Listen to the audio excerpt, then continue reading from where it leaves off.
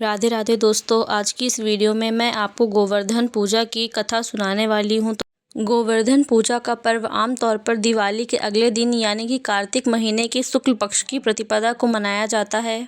ऐसी मान्यता है कि गोबर से बना पर्वत घर की सभी समस्याओं का निवारण करता है और सुख समृद्धि का प्रतीक होता है।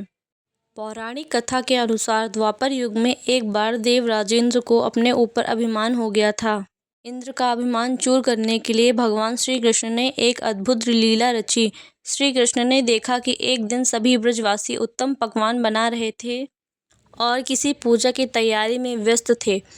इसे देखते हुए श्री कृष्ण ने माता यशोदा से पूछा कि यह किस बात की तैयारी हो रही है। कृष्ण की बातें सुनकर यशोदा माता ने बताया कि इंद्रदेव की सभी ग्रामवासी पूजा करते हैं जिससे गांव में ठीक से वर्षा होती रहे और कभी भी फसल खराब ना हो और अन्न धन बना रहे। उस समय लोग इंद्रदेव को प्रसन्न करने के लिए अन्नकूट चढ़ाते थे। यशोदा मैया ने कृष्ण जी को यह भी बताया कि इंद्रदेव की कृपा से ही अन्न की पैदावार होती है और उनसे गायों को चारा मिलता है।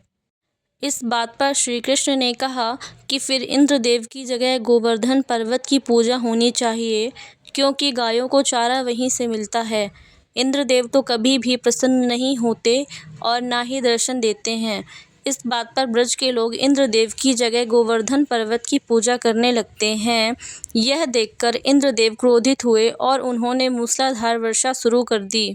इंद्रदेव ने इतनी वर्षा की कि उससे सभी ब्रजवासियों को फसल के साथ काफ़ी नुकसान हो गया। ब्रजवासियों को परेशानी में देखकर श्री कृष्ण ने अपनी कनिष्ठा उंगली पर पूरा गोवर्धन पर्वत और सभी ब्रजवासियों को अपने गाय और बछड़े समेत पर्वत के नीचे शरण लेने के लिए कहा। इस बात पर इंद्र कृष्ण की लीला देखकर और क्रोधित हो गए और उन्होंने वर्षा की गति को और ज़्यादा तीव्र कर दिया। तब श्री कृष्ण ने सुदर्शन चक्र से कहा कि आप पर्वत के ऊपर विराजमान होकर वर्षा की गति को नियंत्रित करें, और शेषनाग से कहा आप मेढ़ बनाकर पानी को पर्वत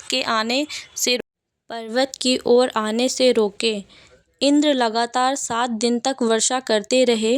तब ब्रह्मा जी ने इंद्र से कहा कि श्री कृष्ण भगवान विष्णु के अवतार हैं और उन्हें कृष्ण जी की पूजा की सलाह दी। ब्रह्मा जी की बात सुनकर इंद्रदेव ने श्री कृष्ण से क्षमा मांगी और उनकी पूजा करके अन्नकूट का 56 तरह का भोग लगाया। तभी से गोवर्धन पर्वत की पूजा की जाने लगी और श्री कृष्ण को प्रसाद में 56 भोग चढ़ाया जाने लगा। ऐसी मान्यता है कि श्री कृष्ण को गायों से अत्यंत प्रेम था और वो गायों तथा बछड़ों की सेवा किया करते थे।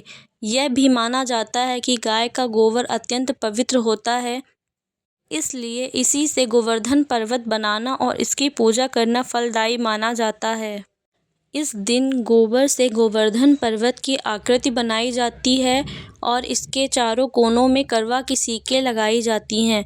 इसके भीतर कई अन्य आकृतियाँ भी बनाई जाती हैं और इसकी पूजा की जाती है।